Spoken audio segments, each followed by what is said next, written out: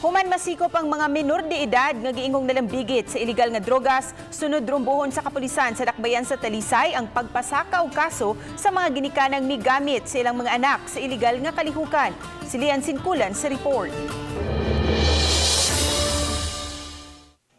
Gitataw ni Police Major Gerard A. Spilare, hepe sa Talisay City Police, nga pasakaan nila og kaso ang mga ginikanan nga migamit sa ilang mga anak sa iligal nga kalihukan.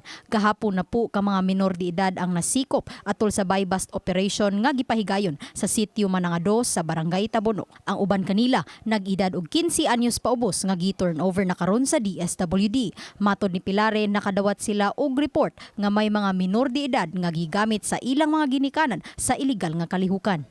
We will file a case for Republic Act 7610 against the parents of these children, so that this will serve as a warning to those parents who are condoning or encouraging their children to be involved in illegal drugs. Ang ilang himuon magsilbing pasidaan sa mga ginikanan aron likayan ang paggamit sa ilang mga anak sa iligal nga mga binuhatan. It's a form of child abuse if you are going to encourage your children or minor children to be involved in these activities. Unya, sa among surveillance o investigation, there were proof or evidence. Samtang matod sa local youth officer sa dakbayan nga hingusgan sab nila ang mga proyekto alang sa mga kabataan. Sama sa pagpasalmot kanila sa sports, isip paagi aron malayo ang kabatanunan sa iligal nga kalihukan.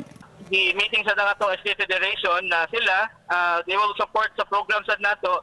They stated sa ilang kining annual youth investment plan na naa sila kaning programs sa nato. Uban ni Renante Quiñones, Lian Sinkulan, Balitang Besta.